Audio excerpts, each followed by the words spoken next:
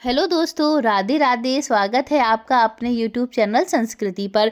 दोस्तों, आज के वीडियो में हम बात करने वाले हैं पौष माह में पड़ने वाली संकष्टी चतुर्थी की पूजा विधि के बारे में। और इस वीडियो में हम आपको संकष्टी चतुर्थी की बहुत ही सरल और आसान तरीके से पूजा विधि बताएंगे, जिसको आप घर में बहुत ही आसान तरीके से कर सकते हैं। तो जैसा कि हम सभी जानते हैं कि हिंदू पंचांग के अनुसार प्रत्येक माह में 2 चतुर्थी तिथि पड़ती हैं, एक शुक्ल पक्ष में और दूसरी कृष्ण पक्ष में। और कृष्ण पक्ष में पड़ने वाली चतुर्थी को संकष्टी चतुर्थी या फिर अखुरत संकष्टी चतुर्थी के नाम से जाना जाता है। मान्यता है कि संकष्टी चतुर्थी के दिन भगवान श्री गणेश की पूजा अर्चना और व्रत करने से सभी प्रकार की मनोकामनाएं पूर्ण होती हैं। अगर आपके जीवन में कोई संकट है तो वो संकट दूर हो जाता है। और माताएं ये व्रत अपनी संतानों की लंबी उम्र, उनके जीवन या उनके ऊपर आए संकट को दूर करने के लिए ये व्रत करती हैं।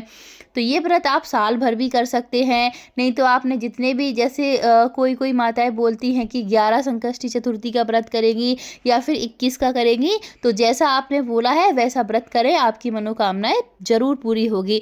तो चलिए दोस्तों, हम वीडियो शुरू करते हैं और जानते हैं कि संकष्टी चतुर्थी की हम पूजा विधि किस प्रकार से कर सकते हैं।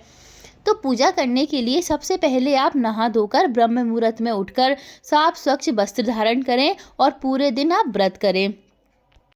और दोस्तों, संकष्टी चतुर्थी की जो पूजा होती है वो शाम के समय की जाती है। तो शाम के समय आप किसी साफ स्वच्छ स्थान पर एक चौकी बिछा लें और चौकी के ऊपर आप लाल या पीले रंग का वस्त्र बिछा लें। क्योंकि भगवान गणेश को पीला रंग अति प्रिय होता है, तो आप पीले रंग का वस्त्र बिछा सकते हैं। और उसके बाद यहाँ पर भगवान श्री गणेश की मूर्ति को स्थापित कर लें। अगर आपके पास उनकी कोई प्रतिमा है तांबे की, तो आप वो भी यहाँ पर स्थापित कर सकते हैं। और इसके अलावा अगर आपके पास यहाँ पर भगवान गणेश, माता पार्वती, शिव भगवान यानी कि शिव परिवार की कोई फोटो है, तो वो भी आप यहाँ पर स्थापित कर सकते हैं। और नहीं है तो कोई बात नहीं। और इसके बाद यहाँ पर हम थोड़ा सा चावल का आसन देकर यहाँ पर हम दीपक की भी स्थापना कर लेंगे, क्योंकि किसी भी पूजा में हमें दीपक की स्थापना जरूर करनी चाहिए। और इसके बाद हम इस तरीके से एक छोटे से पात्र में जल भरकर रख देंगे। आप चाहें तो यहाँ पर कलश की स्थापना भी कर सकते हैं। और अगर आप कलश की स्थापना नहीं कर पा रहे हैं तो आप यहाँ पर एक पात्र में जल भरकर जरूर रख दें, क्योंकि हम जब भी कोई पूजा करते हैं तो हमें जो है जल भरकर जरूर रखना चाहिए। जल में आप दूर्वा, तिल, चावल जो भी आप डाल पाएँ तो वो ज़रूर डाल दें। और उसके बाद यहाँ पर हम शुद्धिकरण कर लेंगे। और अगर आपके पास यहाँ पर भगवान गणेश की कोई तांबे की प्रतिमा है तो उसको आप यहाँ पर स्नान भी करा सकते हैं दूध से, दही से। तो यहाँ पर मेरे पास उनकी कोई प्रतिमा नहीं थी, मेरे पास उनकी यहाँ पर इस तरीके से मिट्टी की मूर्ति है, तो वही मैंने यहाँ पर स्थापित कर ली है और उसका यहाँ पर भाव स्वरूप मैंने स्नान करा दिया है। और इसके बाद हम भगवान गणेश का पूजन करेंगे। तो सबसे पहले भगवान गणेश को यहाँ पर हम रोली से तिलक करेंगे और उसके बाद यहाँ पर हम चंदन से तिलक कर देंगे। और हमने जो दीपक की स्थापना की थी उसका भी हम यहाँ पर तिलक करेंगे।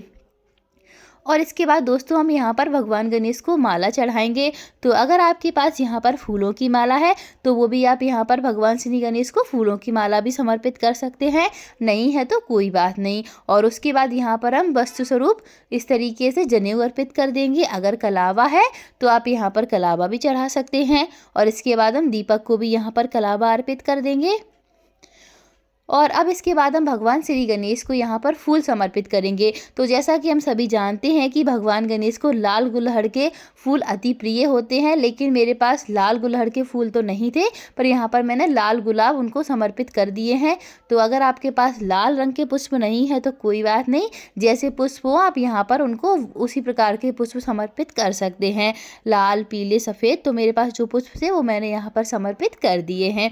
अब इसके बाद हम भगवान गणेश को भोग समर्पित करेंगे। तो यहाँ पर भोग में मैंने सबसे पहले यहाँ पर मेवा समर्पित कर दी है, क्योंकि ये भगवान गणेश की अति प्रिय भोग में से एक होते हैं।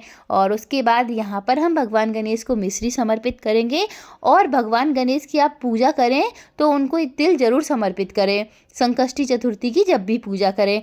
और इसके बाद यहाँ पर हम उनको लड्डू समर्पित कर देंगे। भगवान गणेश को लड्डू या फिर मोदक का भोग भी अति प्रिय होता है। तो अगर आपके पास मोदक नहीं है तो लड्डुओं का भोग आप भगवान गणेश की जब भी कोई पूजा करें तो ज़रूर समर्पित करें। इस बात का आप लोग विशेष रूप से ध्यान रखें, क्योंकि भगवान गणेश को लड्डू अति प्रिय होते हैं। और इसके बाद यहाँ पर हम केले का भोग भी समर्पित करेंगे, क्योंकि भगवान गणेश को केला भी अति प्रिय होते हैं। तो उनके जो भी प्रिय भोग हैं वो हमें जब भी हम संकष्टी चतुर्थी की पूजा करें तो वो हमें ज़रूर उनको समर्पित करना चाहिए। और इसके बाद यहाँ पर हम दीपक की भी स्थापना हमने की थी, तो उसमें हम अग्नि प्रज्वलित कर लेंगे। यहाँ पर जो दीपक है वो मैंने शुद्ध देसी घी का जलाया है। अगर आप चाहें तो यहाँ पर तिल के तेल का भी प्रयोग कर सकते हैं। तो हमने यहाँ पर दीपक में अग्नि प्रज्वलित कर ली है। इसके बाद हम धूप दीप दिखाकर भगवान गणेश की आरती करेंगे, क्योंकि धूप दीप से नकारात्मक शक्तियाँ दूर होती हैं और सकारात्मक शक्तियों का वास होता है। तो यहाँ पर हम धूप दीप जरूर दिखाएंगे। और इसके बाद यहाँ पर हम दक्षिणा समर्पित कर देंगे। तो दक्षिणा में आपसे जो भी बन पड़े आप वो यहाँ पर समर्पित जो भी बन पड़े 10, 21, 51, 100 जो भी बने वो आप यहाँ पर भगवान गणेश को ज़रूर चढ़ाएं, क्योंकि दक्षिणा चढ़ाने से क्या होता है कि हमारी पूजा में जो भी गलतियाँ होती हैं उसको भगवान क्षमा कर देते हैं। और उसके बाद यहाँ पर हम सीधे हाथ में थोड़े से पुष्प लेकर यहाँ पर संकष्टी चतुर्थी की कथा पढ़ेंगे या फिर सुनेंगे। आप कथा को किताब में भी पढ़ सकते हैं या फिर फ़ोन से भी सुन सकते हैं। और कथा सुनने के बाद हमने जो भी यहाँ पर पुष्प लिए थे वो यहीं चौकी पर छोड़ देंगे। तो कथा का वीडियो मैंने डिस्क्रिप्शन में दे दिया है, आप वहाँ पर जाकर देख सकते हैं, क्योंकि अगर यहाँ पर मैं कथा का वीडियो बताऊँगी तो हमारा जो है वीडियो काफ़ी लंबा हो जाएगा। इसीलिए मैंने यहाँ पर आपको कथा नहीं बताई है, बस मैंने आपको बता दिया है कि आपको संकष्टी चतुर्थी के व्रत में कथा जरूर ही सुननी चाहिए। अब इसके बाद यहाँ पर हम कपूर जलाकर भगवान श्री गणेश की आरती करेंगे। तो अगर आप यहाँ पर कपूर से आरती नहीं कर पा रहे हैं तो आपने जो भी यहाँ पर दीपक में अग्नि प्रज्वलित की है, जो भी दीपक यहाँ पर आपने जलाया है उससे भी आप यहाँ पर आरती कर सकते हैं। तो यहाँ पर हम भगवान श्री गणेश की प्रेम पूर्वक भावपूर्वक आरती करेंगे और आपने जो भी मनोकामनाएँ मांगी हैं उसके लिए भगवान श्री गणेश से प्रार्थना करेंगे कि हमारी मनोकामनाएँ पूरी करें, हमसे जो भी गलतियाँ हुई हैं पूजा में उसको क्षमा कर दें और हमारी जो मनोकामनाएं हैं उनको आप ज़रूर पूरा कर दें। इसके बाद अब हमारी पूजा संपन्न हो गई है, तो हम यहाँ पर भगवान श्री गणेश का आशीर्वाद प्राप्त करेंगे, उनके चरण स्पर्श करेंगे और उसके बाद हम जल से इस तरीके से 3 बार आचमन कर देंगे। और हमने यहाँ पर जो भी भोग प्रसाद चढ़ाया है, जो भी यहाँ पर प्रसाद वगैरह चढ़ाया है उसको हम कन्याओं में और बच्चों में वितरित कर देंगे। और शाम के समय हम अपने व्रत का रात के समय चंद्रमा को देखने के बाद हम अपने व्रत का पारण करेंगे। इस बात का आप लोगों को ध्यान रखना है। तो ये जो पूजा होती है वो हमें शाम के समय करनी होती है, तो पूजा आप शाम के समय कर लें, पूजा कर लें पूरे विधि विधान से, व्रत कथा सुन लें, पढ़ लें। और उसके बाद चंद्रमा जब निकल आए रात में, चंद्रमा का जो है समय आप ध्यान रखें, देख लें कि चंद्रमा कब निकलने वाला है, उसी समय आप जाकर चंद्रमा को अर्घ दें, उनकी विधि विधान से पूजा करें और उसके बाद ही अपने व्रत का पारण करें। इस बात का भी आपको ध्यान रखना है।